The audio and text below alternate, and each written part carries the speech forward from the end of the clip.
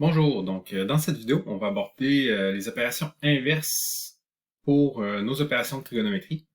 Donc on a déjà le sin, le cos, etc. comme élément de trigonométrie. Et on se demande, dans le fond, si dans un triangle rectangle, on connaît la valeur exemple d'un sinus de θ est égal à, pouf, une certaine valeur, est-ce qu'on est capable de retrouver l'angle θ? Donc de revenir un petit peu en arrière et de retrouver l'angle de départ. Eh bien, c'est possible et ça va correspondre en fait à une opération inverse. Donc, qu'est-ce qu'une opération inverse? Si, exemple, on prend x au carré, ben, l'opération inverse, x au carré qui est égal à 4, disons, bien, l'opération inverse, c'est d'appliquer la racine carrée. Et à ce moment-là, on retrouve la valeur du x qui était dans l'opération x exposant 2. Évidemment, ce qu'on fait d'un côté, on le fait de l'autre. Et ça nous donne la valeur de x, ou ici, on pourrait même dire les valeurs de x possibles, x égale à plus ou moins 2. Donc, mon racine carrée est mon opération inverse de mon exposant 2, tout simplement. Donc, on veut faire un peu la même chose, on veut trouver la même chose pour nos éléments de trigonométrie. D'abord, peut-être mentionner un peu la notation qu'on va utiliser.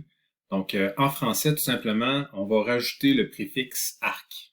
Donc, mon arc sinus va être l'opération inverse du sinus, arc cos va être l'opération inverse du cos, arctan l'opération inverse du tangente, etc., ainsi de suite. Donc, on a 6 opérations inverses pour chacune de nos 6 opérations de trigonométrie. Si on prend un petit exemple, donc ici, j'ai un triangle rectangle, et étant donné que mon côté opposé, ça vaut 1 par rapport à mon θ, que mon hypoténuse vaut 2, ben j'ai mon sinus qui vaut 1/2. Et dans le fond, ce que je voudrais, ce serait retrouver la valeur de mon angle θ. Ben à ce moment-là, j'ai tout simplement appliqué arc sinus de chaque côté, comme je pouvais le faire avec une racine carrée quand je veux faire l'opération inverse d'un exposant 2. Donc, si j'applique mon arc sinus de chaque côté, ben, on voit que j'ai arc sinus de sinus. Ici, j'ai mon arc sinus de 1/2. Donc, je retrouve mes éléments là, ici. Et j'ai fait ce que je fais d'un côté, je le fais de l'autre. Donc, arc sinus de chaque côté. Ce qu'on se rend compte ici, c'est que, dans le fond, mon arc sinus va canceller mon sinus. Et tout ce qui va me rester, ben, c'est mon fameux angle, l'angle que je recherche. Et ici, ben, je vais avoir besoin d'une calculatrice. Okay? Donc, pour certaines valeurs du triangle remarquable, certains angles remarquables, on est capable de le retrouver étant donné qu'on va les connaître, mais en général, pour les valeurs, les différentes valeurs, on peut utiliser la calculatrice pour trouver ici le 30 degrés. D'ailleurs, au niveau de la calculatrice, il y a des choses à mentionner, des choses assez importantes, donc à faire attention. Au niveau des notations, les calculatrices, la grande majorité des calculatrices utilisent la notation anglaise pour les opérations inverses de tri. C'est quoi la notation anglaise qui est utilisée? C'est qu'en fait, ils vont placer un -1 au niveau des exposants, donc à la même position. Mais attention, c'est pas un exposant. Okay? Le -1, il symbolise la fonction inverse. Donc, pour opération inverse, donc peut-être vous avez déjà vu le f-1. Donc ça symbolise la fonction inverse, l'opération inverse. Donc le -1 fait juste symboliser ça, ce n'est pas un exposant. Donc c'est vraiment important. Donc dans la notation anglaise, on va utiliser un -1 au lieu du préfixe arc comme en français. Donc faites vraiment attention, c'est pas un exposant, c'est vraiment juste une notation pour symboliser l'opération inverse.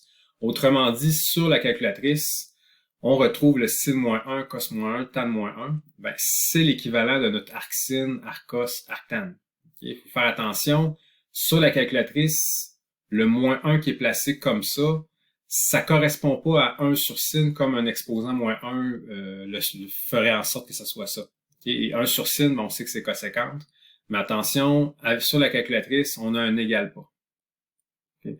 Si jamais on voulait vraiment calculer un coséquente avec la calculatrice, on ferait 1 divisé par sin et là on obtiendrait notre coséquente. Il ne faut absolument pas utiliser le sin-1. Et c'est valable pour les autres, juste ici. Donc, petite précaution à faire, super attention. Donc, si je reprends l'exemple un peu plus haut et que je fais le calcul à l'aide de la calculatrice, donc je vais sortir une calculatrice juste ici.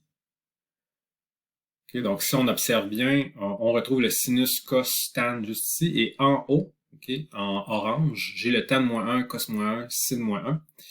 Donc, si je veux faire l'opération qui est ici, le arc-sin de 1/2, ben, pour aller chercher mon sin-1, et ici, on peut, entre autres, remarquer qu'on est en degrés en ce moment, là, le DEG. Donc, je vais faire deuxième opération. le sin pour aller chercher le sin moins 1, qui est en fait le arc sin. Et je vais tout simplement inscrire une demi, donc 1 divisé par 2, juste ici. Je ferme ma parenthèse. Et on va appuyer sur égal. Donc c'est ici. Et ça me donne 30 degrés en ce moment. Donc ça me donne mon résultat juste ici. Donc c'est juste ça qu'il faut bien discerner avec la calculatrice.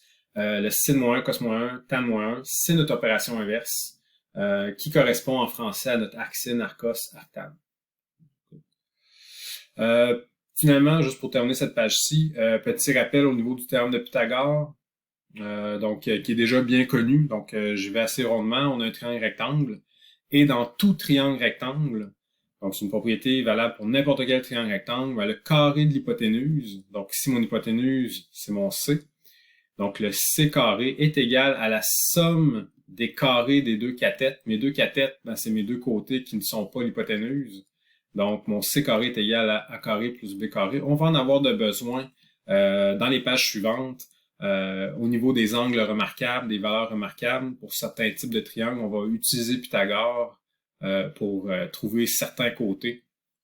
Autrement dit, théorème de Pythagore, quand on connaît 2 côtés sur 3, on est capable de le retrouver le troisième en l'utilisant. Donc c'est tout pour cette vidéo-ci.